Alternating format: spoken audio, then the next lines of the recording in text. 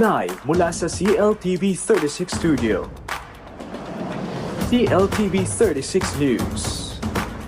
Maya Pabengi, Pampanga, magandang gabi, Central Luzon. Ako po si JM De Jesus at oras na para sa mga maiinit na balitang Central Luzon ngayong Biyernes, August 22.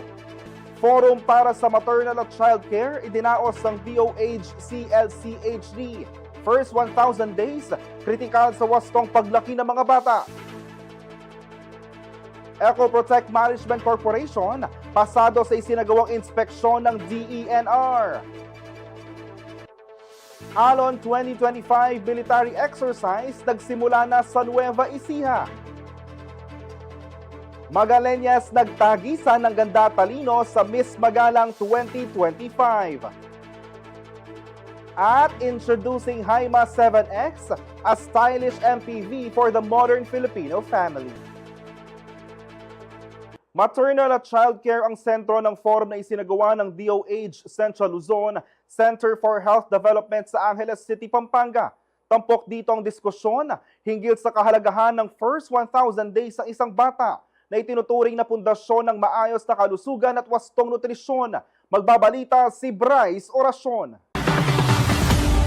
Nasa 220 health advocates mula sa mga lokal na pamahalaan sa Central Luzon ang dumalo sa Shaping the Future First 1,000 Days of Life Forum sa Angeles City nitong Miyerkules, August 20. Pangunahing kalahok dito ang health advocates ng mga LGU sa rehiyon at iba pang frontliners na katuwang sa pagbibigay ng serbisyong pangkalusugan sa komunidad. Sa forum, ipinaliwanag ni Dr. Janet Miklat, head ng Family Health Cluster ng Department of Health Central Luzon, Center for Health Development o DOH-CLCHD, kung bakit kritikal ang first 1,000 days sa buhay ng isang supling para sa kanyang paglaki at kalusugan.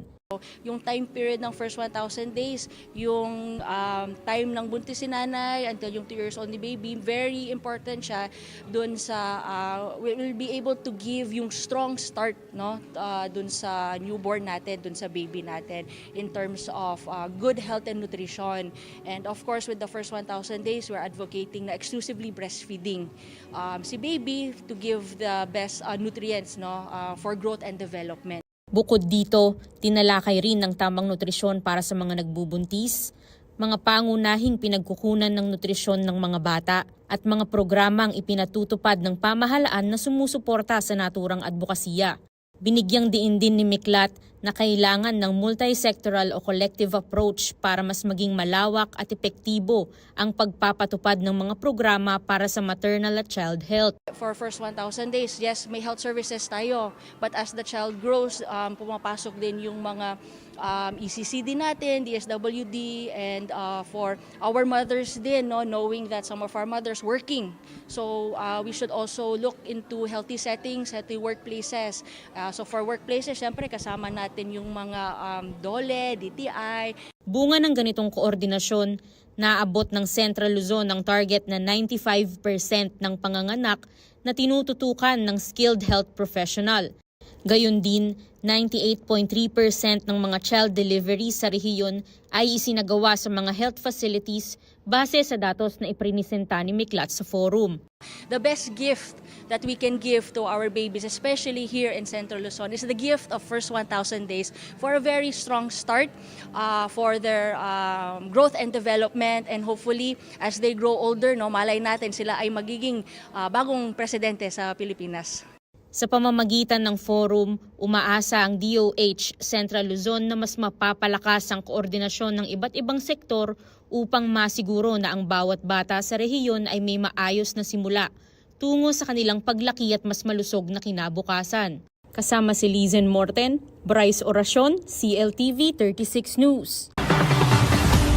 Muling idinaos ng pamahalaang lungsod ng San Fernando ang Family Day at Sports Fest para sa mga persons with disabilities o PWDs nitong Miyerkules, August 20. Nagsimula ang programa sa Heroes Hall na sinundan ng isang walk for a cause patungong Mega World Cup Capital Town, Pampanga. Layunin ng aktibidad na hikayatin ng mas aktibong partisipasyon ng PWDs at ipakita ang suporta ng pamahalaan para sa kanilang sektor. Pinangunahan ito ng City Social Welfare and Development Office o CSWDO, Persons with Disabilities Affairs Office at Community Affairs Division ng City Mayor's Office. Kabilang sa mga naging programa ang sayawan, kantahan at walk activity na sinundan ng iba't ibang palaro at cheering presentations. Nagpakitang gilas din ng mga kalahok sa tradisyonal na larong Pinoy. Nakibahagi rin dito ang iba't ibang organisasyon mula sa pampubliko at pribadong sektor bilang suporta sa inisyatiba na layong tiyakin ang mas malawak na oportunidad at pagkilala sa mga Fernandinong PWDs.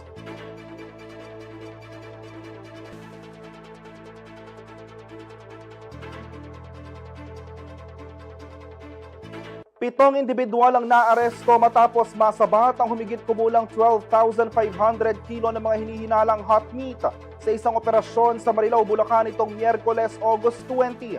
Nasa 2.3 million pesos ang halaga ng naturang mga nakuhang produkto. Ayon sa ulat ng Marilao Police, nadiskubre ang iligal na kargamento ng namataan ng Barangay Peacekeeping and Action Team ng Santa Rosa 1 ang paglilipat ng karne mula sa isang wing van papunta sa refrigerated van. Agad itong inuulat sa National Meat Inspection Service o NMIS at pulisya na nagresulta sa pagkakaaresto ng sospek. Nasamsam ang 435 na kahon ng karne na agad itinurn over sa Marilao Police Station, Calaunan ay dinala sa NMIS para sa tamang pag-dispose. Nasa kustodiya na ng pulisya mga sospek habang inihahanda ang kasong kriminal laban sa kanila sa ilalim ng Republic Act 9296 o ang Meat Inspection Code of the Philippines. Tiniyak naman ng otoridad na mas paigtingin pa ang operasyon laban sa pagbebenta ng iligal na karne upang maprotektahan ang kalusugan ng publiko.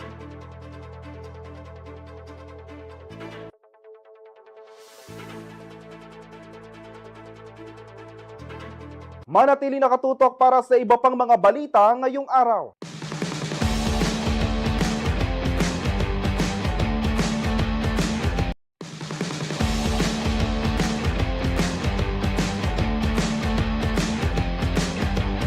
Nagbabalik ang CLTV 36 News. Tinawag na kademonyohan ni Senator J.V. Ejercito ang pagkakasangkot ng ilang tiwaling opisyal at mambabatas sa umano'y pagkakamal ng bilyong pisong pondo para sa mga flood control project. Ayon kay Ejercito, nakakabahala ang resulta ng investigasyon ng Senate Blue Ribbon Committee dahil lumalabas ang matinding kasakiman ng ilang kontraktor at opisyal sa likod ng ghost projects. Giit niya, hindi lamang naipwesto sa ilang kontraktor ang proyekto, kundi wala rin na-deliver na solusyon para sa taong bayan.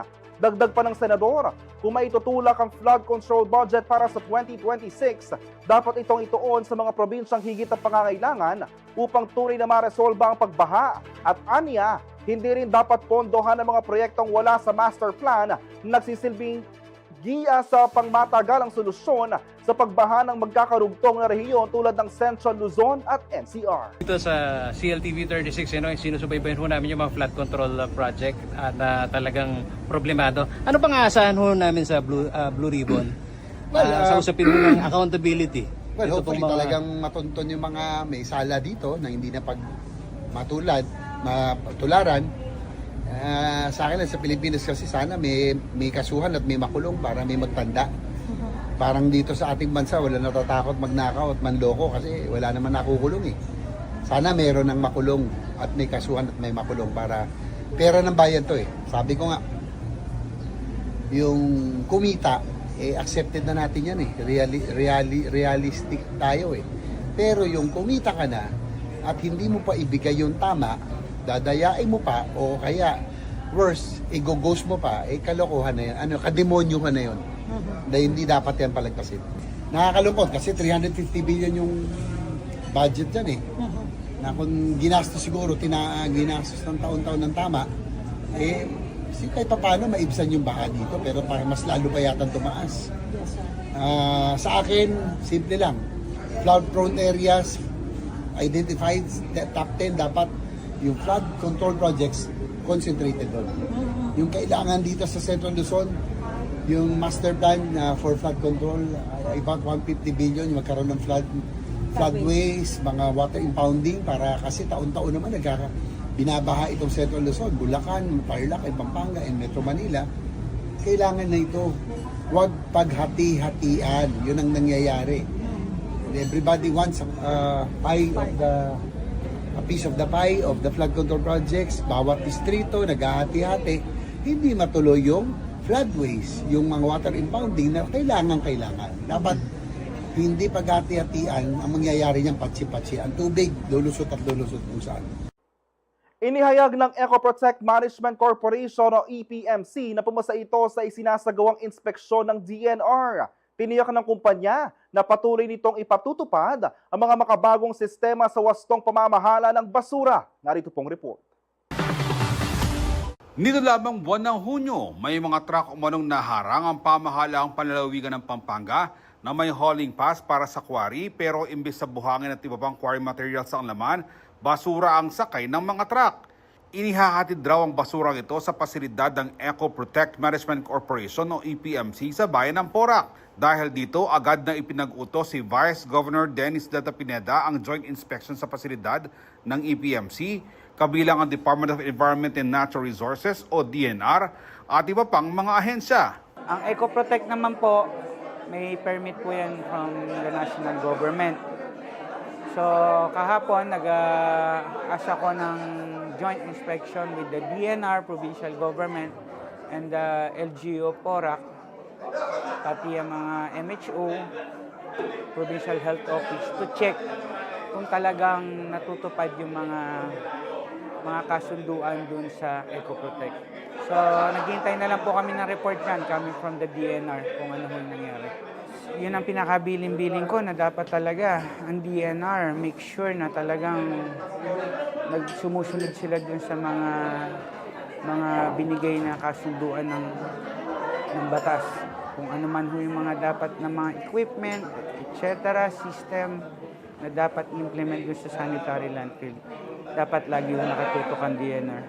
Sa panayam ng CLTV 36 News kay EPMC President and CEO Alain Tan, kinumpirma niyang nagsagawa ng inspeksyon ng DNR matapos itong hilingin ng Kapitolyo. Meron naman po, it was done the soonest. Maayos naman po yung mga naging inspection. Halos wala naman po silang napunang kailangan i-improve. Otherwise, if meron naman po, very minor lang. Very, very minor lang. Ayon pa kay Tan, agad silang tumalima sa hinihinging rekisito hinggil sa mga truck na kumukolekta ng basura. Ang hiningi lang naman po ang Kapitolyo noon, mag-submit po ng mga parang affidavit yung mga hauler kung magbabasura po sila o magkukwari. Sa lahat po ng mga hauler po namin, nakapag-submit naman po sila ng mga affidavit nila. So mas pinili naman po nilang magserbisyo sa basura. Sa ngayon, business as usual pa rin ng EPMC sa kabila ng mga nagdaang bagyo at pag-ulan. Normal naman po ang operation. Lalo po tayong kailangan ngayon. Gawa nung pagkatapos po ng bagyo, lumitaw po ang basura. So kami po nandito hanggang alas 10 ng gabi, nakabukas po tayo. Yung mga nag-clean up drive, kung kailangan po nila ng extended opening hour or operation hour ng landfill, bukas po ang EcoProtect. Magsabi lang po sila, mag-extend po tayo ng operation hours. We will continue and kung ano man po ang practice ng EcoProtect ngayon na walang amoy, walang alikabok, walang disturbances sa nearby community, we will sustain and we will continue with the innovation with the proper waste management system. Ako si Jody Dizon Mercado para sa CLTV 36 News. Nasa 5 container ng smuggled agricultural products na kinabibilangan ng frozen meat, isda, prutas, gulay at iba pang perishable items ang sinira ng Bureau of Customs Port of Subic nitong August 15. Ayon sa BOC, nakumpiska mga kargamento matapos matuklas ang walang kaukulang phytosanitary certificate na lumalabag sa patakaran ng Department of Agriculture at sa Custom Modernization and Tariff Act. Binanggit ng ahensya na ang hakbang ay bahagi ng mahigpit na ipagpapatupad ng batas laban sa smuggling upang mapanatiling ligtas ang publiko. Binigyang diin din na ang mga ipinuslit na agricultural products ay maaaring magdala ng seryosong panganib sa kalusugan at hindi dapat makapasok sa merkado. Dagdag pa ng BOC, magsisilbi itong babala sa mga smuggler na hindi kukonsentihin ng pamahalaan ang iligal na kalakalan. at patuloy na paigtingin ang pagbabantay para sa kaligtasan ng mga mamamayan.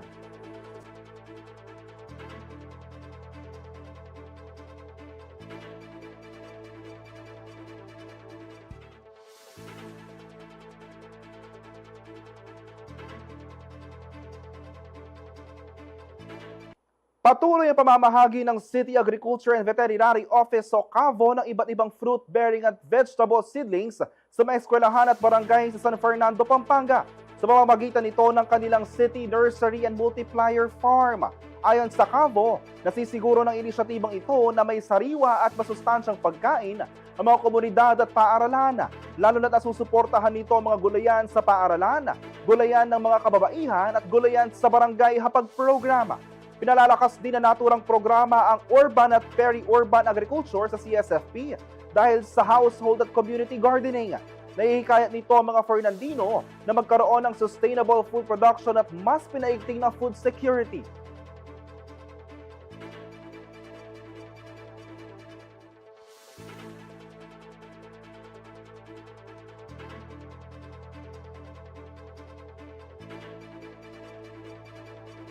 Manatili nakatutok para sa iba pang mga balita ngayong araw.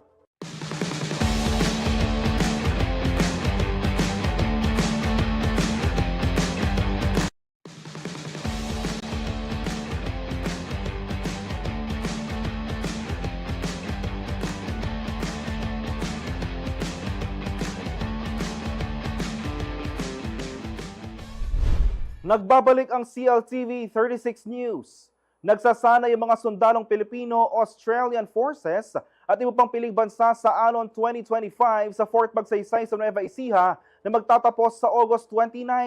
Layunin ng military exercises na palakasin ang kakayahan ng hukbong panlupa at interoperability sa mga kaalyadong mga bansa. Narito pong report.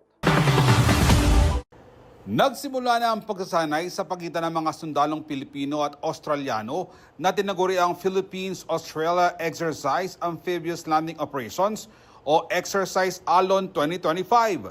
Isinasagawa ang military exercises sa Fort Magsaysay sa Palayan City, Nueva Ecija at iba pang training area sa lalawigan bukod pa sa Joint Operational Area ng AFP Northern Luzon Command at AFP Western Command.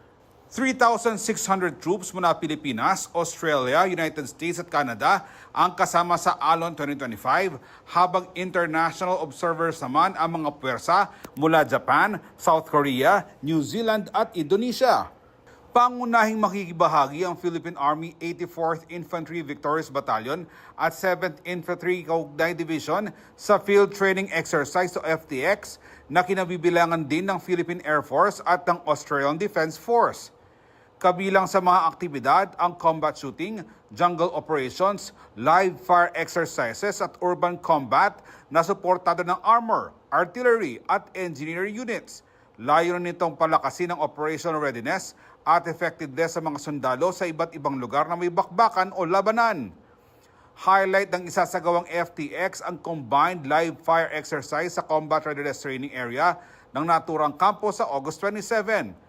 Target ng Philippine Army na sa pamamagitan ng military exercises ay mapag-ibayo ang kakayahan ng mga unit ng pwersang panlupa, mahabuti ang interoperability sa joint forces at mapatibay ang kooperasyon sa ibang bansa para sa regional stability. Nagsimula ang mga pagsasanay nitong August 15 at patatapos sa August 29. Ako si Jody Dizon Mercado para sa CLTV 36 News. 7 grupo mula sa iba't ibang university at state colleges sa Pampanga ang nagtagisan sa Kalutong Kamaru Intercollegiate Cook-Off ngayong Biyernes, August 22. Bahagi ito ng selebrasyon ng Kamaru Festival 2025 na isinagawa sa Brenzy Yang Memorial Multipurpose Center sa Pampanga State Agricultural University o PISAW. Tampok sa kompetisyon ang mga putahe na kasentro sa ani ng mga magsasaka sa Pampanga, gaya ng hito, kuhol at palaka. Hindi naman kinakailangang gamitin ng Kamaru bilang sangkap, ngunit nananatili itong simbolo ng yaman na agrikultura sa lalawigan. Ayon kay Dr. Anita David, ang presidente ng PISAW, layunin kasi ng aktibidad na bigyang pugay ang mga magsasakang nagsusustento sa lokal na industriya ng pagkain ng mga Kapampangan. Idinaos ng Office of Civil Defense Region 3 ang Regional Disaster Resilience Forum sa City of San Fernando, Pampanga nitong Miyerkules, August 20 bilang huling aktibidad ng Central Luzon para sa National Disaster Resilience Month.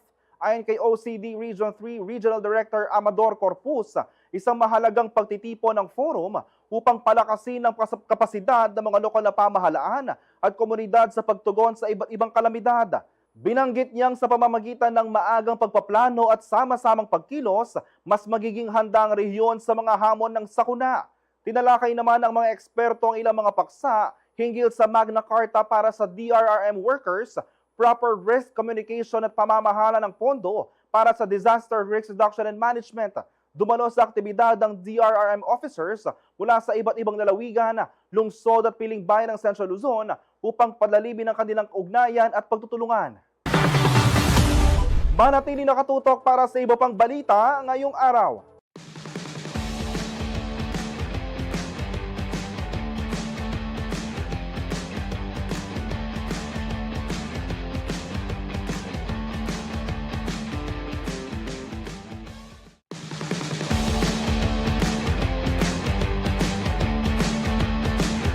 Kasabay ng makulay na selebrasyon ng Piyestang Kamaru, mas lalo pang lumiwanag ang entablado sa Magalang Town Plaza sa ginanap na Coronation Night ng Miss Magalang 2025. Nagtagay ng ganda, talino at talento ang 14 na Magalenya mula sa kanilang introduction hanggang sa question and answer portion. Pero sa huli, isang kandidata ang ibabaw at kinoronohan bilang bagong reyna ng Magalang. Kung sino yan, alamin natin kay KK o Danica Gino. Punong-puno ng ningning at glamour ang Magalang Town Plaza sa pagdaraos ng Coronation Night ng Miss Magalang 2025 nitong Huwebes, August 21. Dito nagpasiklaban ang 14 na Magalenya para sa pinakainaasam na korona.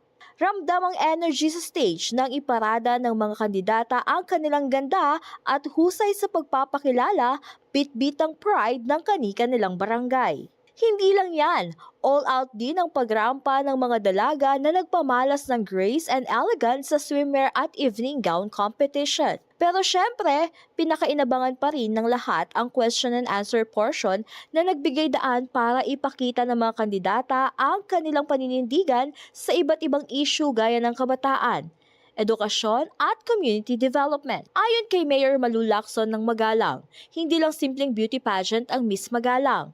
Nagsisilbi rin itong platform para maipakilala ang kanilang bayan. Yung nakikita din natin dito yung kung ano yung Magalang, yung minana naming kultura, yung sinasabi nilang kagandahan ng bayan namin, kagandahan ng mga tao dito, at yung mga values na innate sa mga Magalenyos. At dahil bahagi ito ng week-long celebration ng makulay na Piyestang Kamaru, todong suporta ng LGU para maipromote ang turismo at kultura ng kanilang bayan. Kasi dati hindi naman nila alam yung Magalang pero mula nang focus kami dito sa mga festivities na to promote tourism, talagang nakilala na yung Magalang, not only sa mga tao nito but also the heritage and culture na pinopromote namin ngayon. So, parang yung isang candidate, pag tumayo siya sa stage, you will see kung ano yung Magalang. At kasunod nga ng pagpapakita ng yaman at kultura ng bayan, mas lalo pang nagdingning ang gabi sa pag-anunsyo ng bagong Miss Magalang 2025, kung saan ang pambato ng Barangay Santa Lucia na si Ercy Tiongson ang nakakuha ng titulo at korona. Habang hinirang naman bilang Miss Makapsa si Gian Castro ng Barangay San Francisco, Miss Balen Melakwan si Princess Nuevo ng Barangay San Isidro at Kamaru Festival Queen naman si Jasmine Cunanan ng Barangay Santo Rosario. With the success of Miss Magalang 2025, hindi lang isang beauty queen ang nakoronahan. Ipinakita rin ng mga Magalenyo ang kanilang pagkakaisa at pagmamalaki sa sariling bayan. Isang makasaysayang gabi na siguradong mananatili sa kanilang alaala. Hindi pa dito nagtatapos ang saya, kaya tutok lang sa mga susunod na highlights ng Piyestang Kamaru celebration. Abangan ang iba pang activities gaya ng street dancing, variety show at town concert na magaganap hanggang August 24. Danica Gino, CLTV 36 News. Kung hanap mo ay isang stylish, spacious at reliable na sasakyan para sa buong pamilya, narito na ang Hyma 7X MPV, a modern 7-seater that fits every Filipino family's lifestyle. At huwag mag-alala, kabalen, available na ito sa Pampanga, hatid mismo ng Laos Auto Group. Kaya hindi mo na kailangan lumayo para makuha ang bagong paborito mong MPV. Tara na't silipin ng Hyma 7X, practical, premium at pangmalakasan.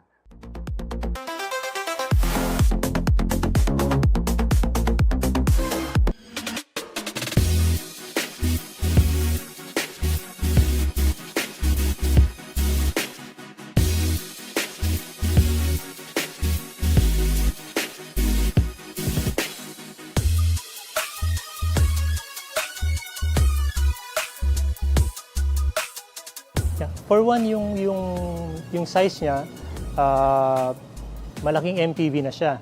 So it's a 7-seater MPV. Tapos ang kagandahan about it is naka-leather seats na siya. And then yung second row natin is captain seats.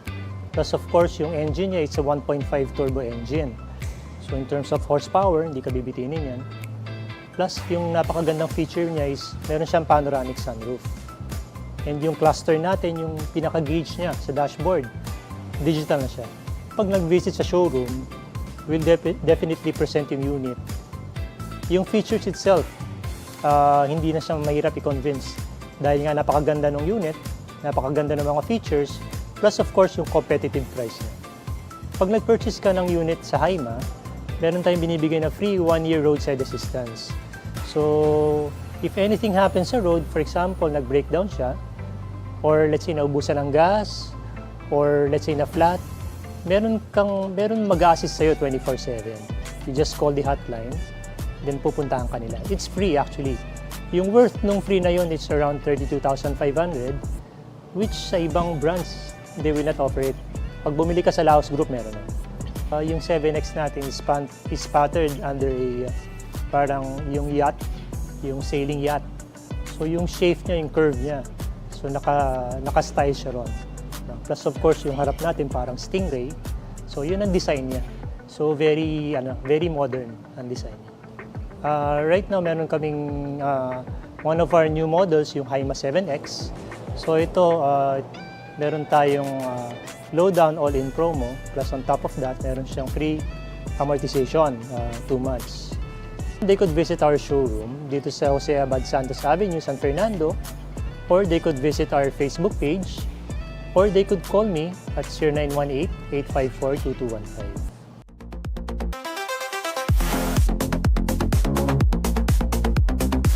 At yan ang mga balitang nakalap ng CLTV 36 News. Para sa karagdagang detalye, maaari niyong i-follow ang aming social media pages. Sa Facebook, CLTV 36 Official, CLTV 36 News. Sa Twitter o X, CLTV 36. Sa Instagram, CLTV 36 Official. Kung nais yung balikan ang mga programa ng CLTV, pwede niyong bisitahin ang aming YouTube channel, CLTV 36 Official, at ang aming website, www.cltv36.tv. I-promote ang iyong negosyo para mas marami kang maabot sa TV at social media sa pamamagitan ng pagkikipag-partner sa CLTV 36. Magpa-advertise natin feature ng iyong produkto o serbisyo sa aming mga news at public affairs program. Para sa inquiries, mag-message sa aming official Facebook page o tumawag at mag-text sa 0930-3819332 o 0918-854-2357. Mapapanood din ang mga programa ng CLTV nationwide via Signal Channel 115 at sa ating 38 cable partners. Kasama ang buong pwersa ng CLTV News and Current Affairs, ako po si JM De Jesus. Maraming salamat po and happy weekend.